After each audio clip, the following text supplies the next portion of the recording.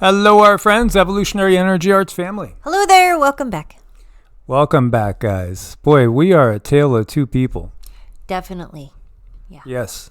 She's wearing a parka, and I don't have a shirt on. I don't know. I don't know. She is made for the tropics, but I can't get her to go there, even with World War III right in front of our eyes. But we do want to thank you guys for your support over on Patreon. You can go over to Patreon and become a free Patreon family member and get notifications, or you could help support the channel for as little as $1 a month. And if you actually pay in advance, which most people do, it's $10.80 for an entire year, breaks down to 0.29 something cents a day. So here you go. Throw a little gas on the fire. Colorado Supreme Court. Again, this is the Colorado Supreme Court, has just ruled that DT, number 45, is disqualified from serving as president under the 14th Amendment. What does that mean? Well, that means that he won't be on their ballot. That's pretty big. Colorado is a growing state. It's just one of those things that shows you this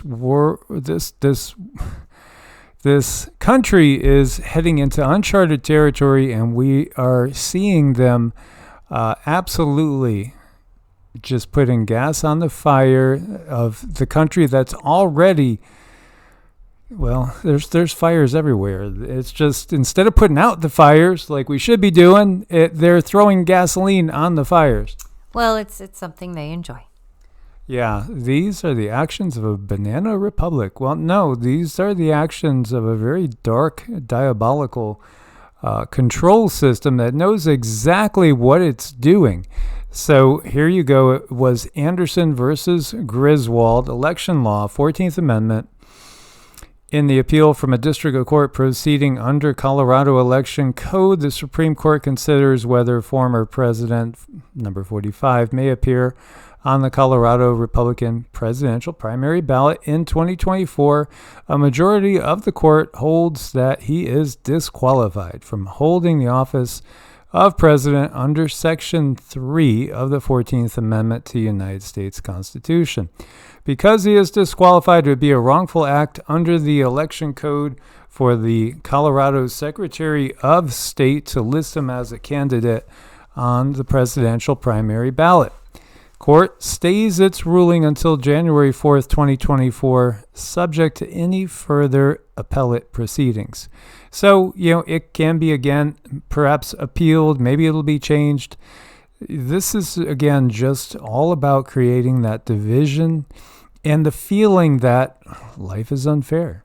Well, it is unfair, and that's the reality. The system is not a fair system. Absolutely not. As you see, this is the host of the Chad Prather Show, a humorist, a musician, an entrepreneur, basically a genius with a J. Okay, Chad, this is an insurrection, right? Well, again, I guess it is pretty obvious. It depends on what side you're on. But the thing is, we got to recognize that whether we're going on one side or the other, we're playing into their hands if we don't take a step back and recognize that they're orchestrating all of this. This is completely orchestrated. So, what do we have here? We have people who are voicing what they want to voice, which is good. We should always talk, but are they really spending their energy in the right spot? I think everyone should be kind of toiling around at home to make sure that they don't need to go out into the system for anything, because that's the only thing that keeps them going is the fact that we need the system that they have in place. So, I'm really torn. I of course I want people to speak up, but then at the same time, we're in a place where we have to just double check where we're spending our energy. Everybody has their causes. It's only natural as a human being that you might have some things that trigger you more than others. Even if we recognize that there's agendas behind the triggering, it still can tweak us the wrong way depending on our upbringing. One thing I want to point out here is you have firefighters battling a 3-alarm fire inside the General Motors factory Hamtramck assembly area. Multiple firefighters on the scene of GM factory Hamtramck assembly area, Detroit, Michigan, battling a 3-alarm fire inside a factory complex. Reports indicate that multiple bins filled with batteries are on fire. It's currently unknown if anybody's injured in the battery fire inside the building. Scanner reports suggest that the fire is spreading. Firefighters are facing challenges extinguishing it due to the batteries. And I couldn't find any photos really of this going on right now. I have one I'm going to share with you guys.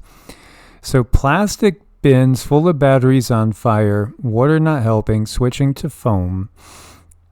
GM spokesperson said the company was made aware of the fire. All employees have been accounted for.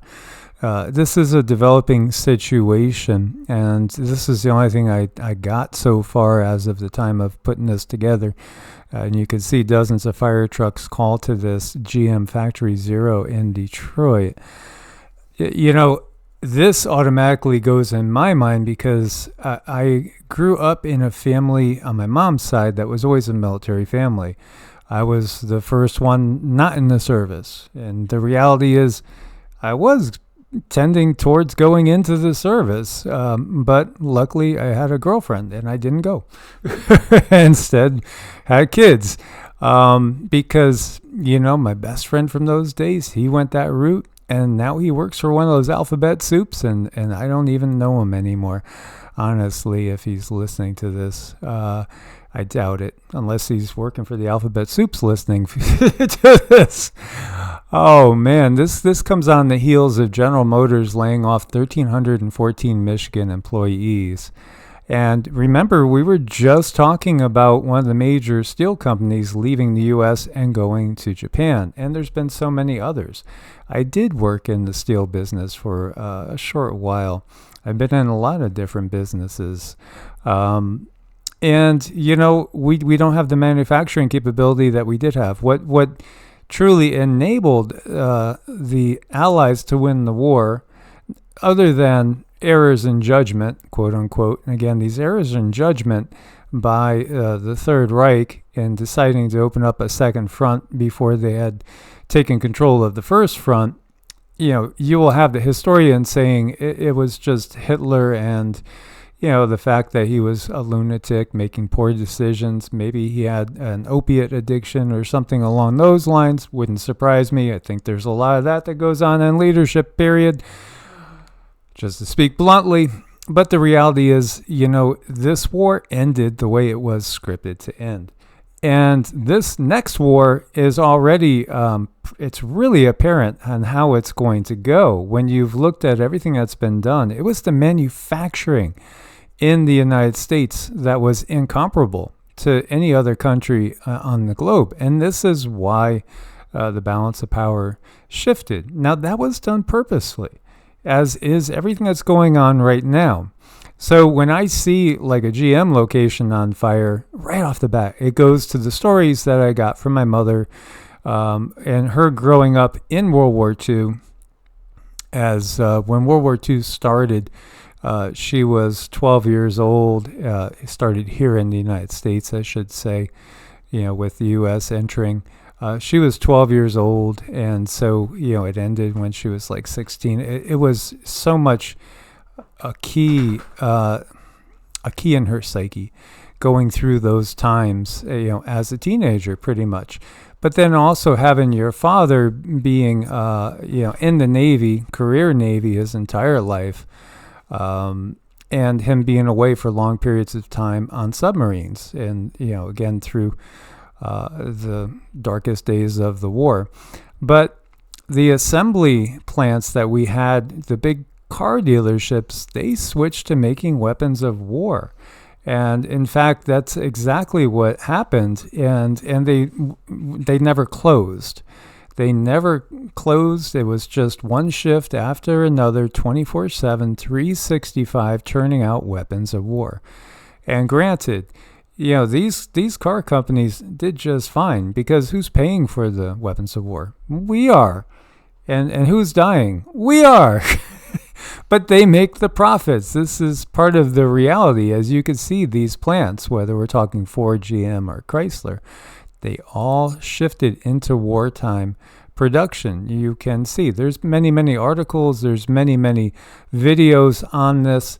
So the point I'm getting at is, one of the main targets would be exactly that. It would be the automotive industry. It'd be anywhere where we have mass production, mass assembly production, where we can switch over to making tanks and aircraft and all sorts of other vehicles, as you see how Chrysler helped to win World War II. Yeah, and how Detroit factories retooled during World War II to defeat Hitler. America's largest industry shifted from making cars to bombers, tanks, and more at an unparalleled speed. You might even think they had a heads up. Hey, we're going to have to switch to, yeah. Well, we also know that Henry Ford utilized free labor over in those camps that were called, concentration camps. Yes, he did. And you could actually see that Ford was sued for that. It's part of our history. It's part of what we have to realize. War is tremendous profits for these companies, tremendous profits for all those involved. And at the same time, what are you going to do right before you start that war? You want to target the infrastructure. You want to target the energy. You want to target the food supply, all that. But you also want to target what's going to enable the enemy to make more aircraft, tanks, and weapons of war as you destroy them. If they cannot rebuild at a fast pace, they're going to lose. And so, these would be the things, the targets that I would think that would be hit very close to when things are going to set off. And this is Electric Boat out in Groton. And, my personal family on my mom's side has a history there, as both my grandfather and my uncle, they're both career Navy guys. In fact, in their adult lives, they only had about 2 years outside of the Navy before they passed on. And this is the first USS atomic submarine, came out of Groton, Connecticut. This is where my mom grew up, and my grandparents lived there. Everybody lived there. This first atomic submarine, my grandfather helped build. So I just want to reiterate that for you guys, because these are all stories that I heard time and time again as a kid growing up.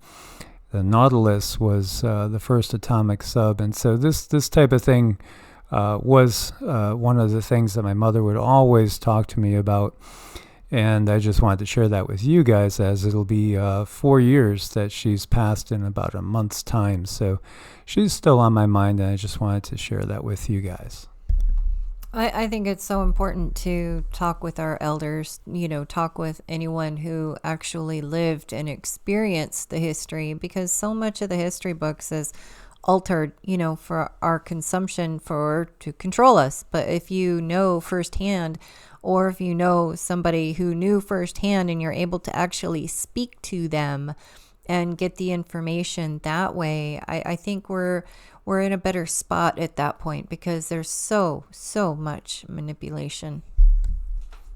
As always, guys, sit back, make some popcorn, enjoy the show, but stay as prepared as possible, because absolutely we are in for some interesting times, to say the least.